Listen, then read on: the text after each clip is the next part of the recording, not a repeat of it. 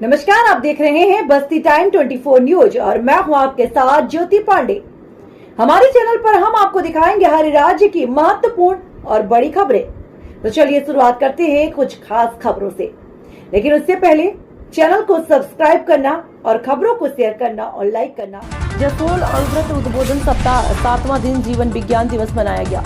7 अक्टूबर 2023 जीवन विज्ञान दिवस के रूप में शनिवार बालोदय माध्यमिक विद्यालय जसोल में मनाया गया। अणुव्रत के मंत्री सफरू खान ने बताया कि अणुव्रत विश्व भारती के निर्देशन में अणुव्रत समिति जसोल के तत्वाधान में उद्बोधन सप्ताह का 7वां दिवस आचार्य श्री महाश्रमण जी के शिष्या शासन श्री कमल प्रभा जी के सानिध्य में जीवन विज्ञान कार्यक्रम में अणुव्रत गीत मंगलाचरण डूगर चंद बागरेचा व स्वागत भाषण अणुव्रत के अध्यक्ष पारस वलकोरेचा ने अपने भाव व्यक्त करते हुए कहा। आचार्य श्री तुलसी जी ने भारत की आज़ादी के बाद देशवासियों की मानसिक एवं भावनात्मक स्थिति का आंकलन करते हुए सोचा, ऐसी आज़ादी से देश का कल्याण नहीं हो सकता जब तक राष्ट्र के नागरिक को नैतिक और चारित्रिक बल उन्नत नहीं, तब तक देश में सच्ची और असली आज़ादी का अवतरण नहीं होगा। इसलिए अपने मनुष्य के लिए आंतरिक निर्माण के लिए विक्रम संवत 2005 फागुन शुक्ला 2 तारीख 1 मार्च 1949 मंगलवार से अणुव्रत आंदोलन सरदार शहर से शुरुआत की। प्रत्येक मंगलवार को संयम दिवस मनाने का संकल्प लिया गया। अणुव्रत समिति के उपाध्यक्ष श्रीमती रेखा डोसी ने अपने विचार व्यक्त करते हुए कहा, विज्ञान में मनोरंजन के क्षेत्र में अद्भुत भूमिका निभाई। आज विज्ञान के चमत्कारों के कारण ही मानव के पास मनोरंजन के बहुत सारे विकल्प हैं। दिखाते हैं पूरी खबर विस्तार से।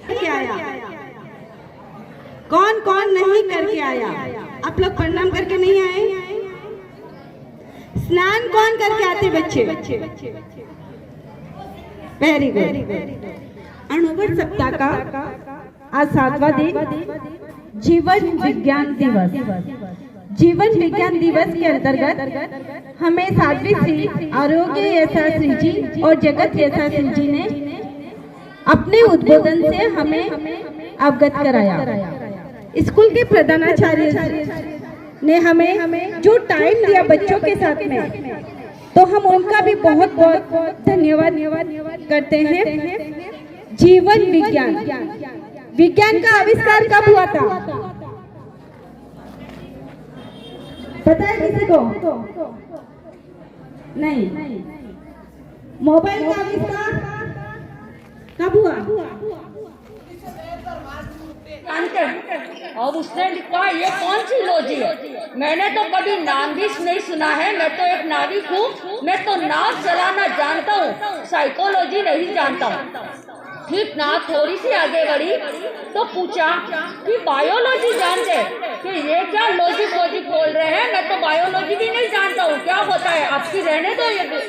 तो फिर कहा कि तुम्हारी तो पहले तो 25% जिंदगी पानी में चली गई, अब 50% जिंदगी तुम्हारी पानी में चली गई है। फिर थोड़े आगे बढ़े, तूफान थोड़ा तेज हो रहा था, हवा तेज हो रही थी, तो फिर आगे चले तो कहा कि तुम सोशियोलॉजी जानते हो? उसने कहा अरे ये क्या लॉजी कह रहे हो? मैंने कह दिया ना मैं कुछ नहीं जानता हूँ।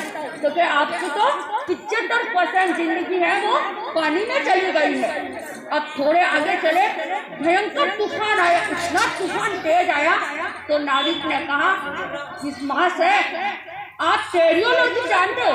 और वो सोच में पड़ गए कि टेरियोलॉजी क्या होता है। मैंने तो बायोलॉजी, साइकोलॉजी, सोशियोलॉजी सब जानी है और टेरियोलॉजी तो आज तक नहीं देखी है कि क्या होता है।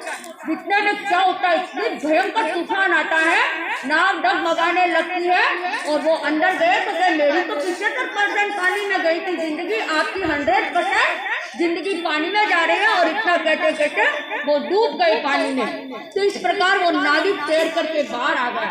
तो कहने का मतलब होता है कि हम कितनी डिग्रियां प्राप्त कर लें, किंतु जब तक हमें जीने की कला नहीं आती है, हमारे जीवन में क्या है व्यवहारिक ज्ञान नहीं आता है, तो वह सारी डिग्रियां है वो फेल हो जाती है।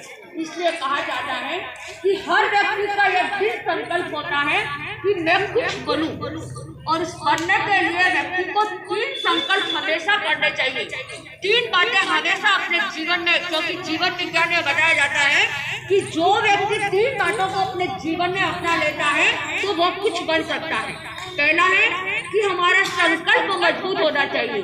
देखिए एक बच्चा था, 5 साल का बच्चा था, वो स्कूल जाने लगा और स्कूल जाता तो हर पेपर में लिखता था केवल टी लिखता। अब किसी को समझ में नहीं आ रहा है कि वो क्यों लिखता था, और उसकी सोच थी। पूछा टी क्यों लिखता, वो बताता नहीं था कि जब मेरा सपना साकार होगा तब मैं टी बताऊंगा मैं टी क्यों लिखता हूँ।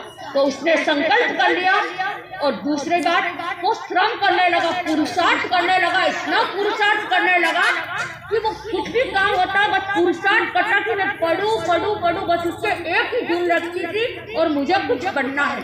और तीसरा उसने समय भी लगाया।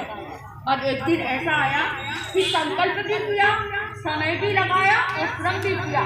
तो वो लिखता था और बड़ा जाकर आगे जाकर के वो बहुत बड़ा हो गया, प्रिंसिपल बन गया।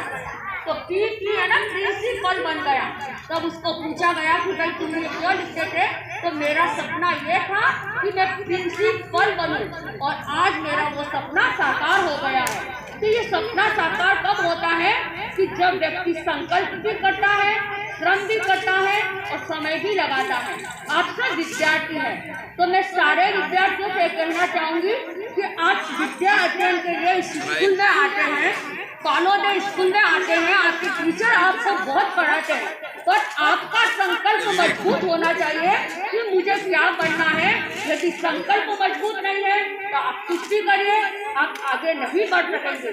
कितनी डिग्रियां हासिल कर दें पर आगे जाकर सफलता प्राप्त नहीं कर सकते हैं। तो हमें ये 3 बातें अपनानी चाहिए। दूसरी 3 बातें हैं कि हमें कहने की कला आनी चाहिए। जीवन विज्ञान सिखाता है कि सबसे पहले हमें कहना चाहिए, कैसे कहना, किसको क्या कहना। क्या कभी ऐसा होता है कि हम छोटी सी बात कह देते हैं तो व्यक्ति को गुस्सा भी आ जाता है, ऐसी बात हमें नहीं